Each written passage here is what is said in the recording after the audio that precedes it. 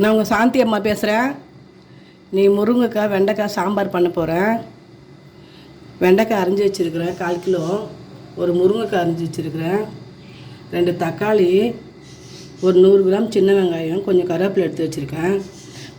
பருப்பு பூண்டு போட்டு பூண்டு பெருங்காயம் போட்டு ஒரு 150 பருப்பு வேக வச்சுக்கிறேன். நம்ம சாம்பார் வைக்கலாம் வாங்க. எனக்கு திடீர்னு கொஞ்சம் ஒரு 2 நாளாக நான் வீடியோ இப்போ சமையல் பண்ணுறதில்ல, உடம்பு கொஞ்சம் சரியில்லாமல் போச்சு எனக்கு. அதனால தப்பாக நினச்சிக்காதீங்க அம்மாவை.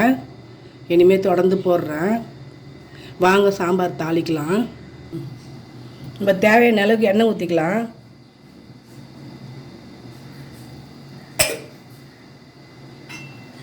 எண்ணெய் காயிட்ட நல்லா கடுகு போடுறோம்.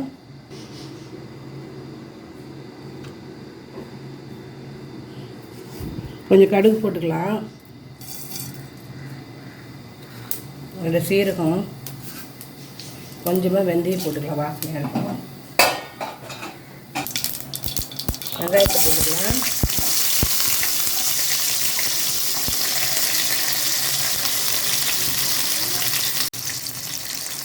வெங்காயத்துக்கூடயே நம்ம வெண்டைக்காயும் போட்டுக்கலாம். நல்லா வதங்கணும்.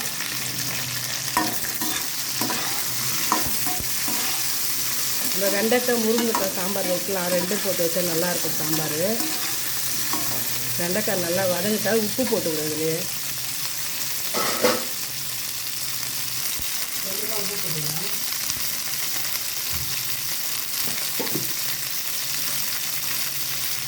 உப்பு போட்டு நல்லா வதக்கி வச்சுக்கணும்.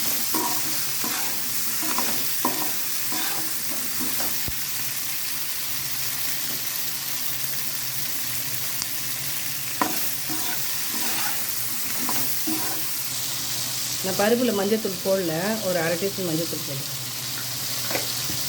மஞ்சத்தூள் போட்டு நல்லா வதக்கி விட்டுக்குங்க.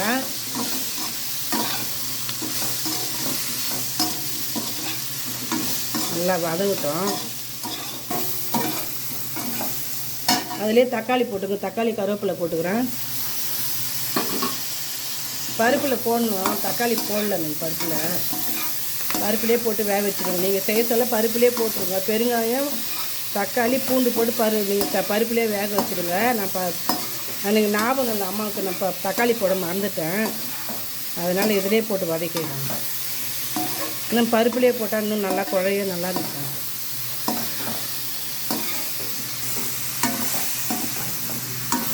நல்லா வதங்கிச்சு. முருங்கைக்காய் போட்டுக்கலாம். இந்த வீட்டை மிக்ஸ் பண்ண மிளகாத்தூள் தான். கூட தனியாத்தூள் 1 டீஸ்பூன் போட்டுக்கிறேன். சாம்பாருக்கு அப்போ தான் நல்லாயிருக்கும். காரெல்லாம் கரெக்டாக கொஞ்சம் திக்காக வரும்.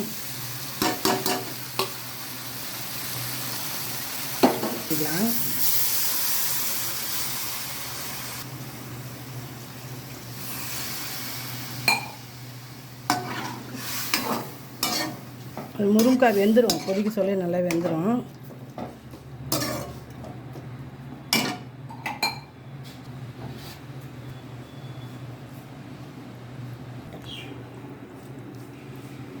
புளி கொஞ்சம் நேரம் ஊறட்டும். இப்போ தான் ஊற வச்சுக்கிறேன். முருங்கைக்காய் வேகிறதுக்குள்ளே புளி ஊறட்டும். பருப்பு ஊற்றிடுறேன்.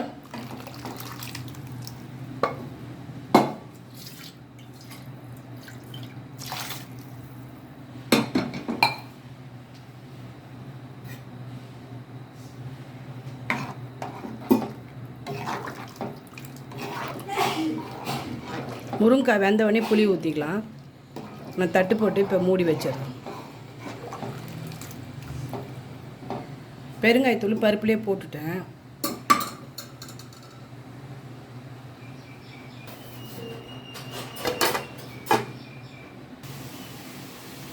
நம்ம தட்டை திறந்து பார்த்தலாம். முருங்கைக்காய் வெந்துட்டு இருக்கோம். நான் புளி ஊற்றிக்கிறேன்.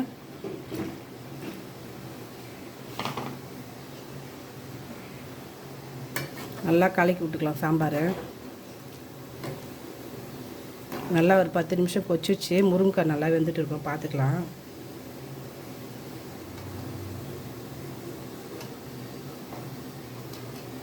வெந்துச்சு முருங்கைக்காய். புளி ஊற்றிருக்கிறேன். கொஞ்சம் நேரம் கொதிக்கிட்டோம். நம்ம தேவையான அளவுக்கு திக்காக வேணுமோ தண்ணியாக வேணுமோ சாம்பார் நம்ம தேவையான அளவுக்கு ஊற்றிக்கலாம். நான் திட்டமாக வச்சுருக்கேன். அதுக்கு மேலே தண்ணியாக இருந்தால் நல்லா இருக்காது சாம்பார்.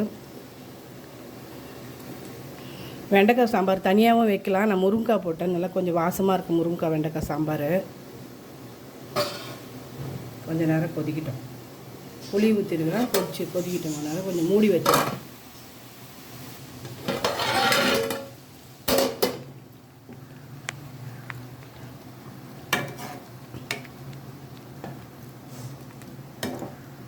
சாம்பார் நல்லா கொச்சிடுச்சு, புளி ஊற்றி நான் கேஸ் ஆஃப் பண்ணிடுறேன்.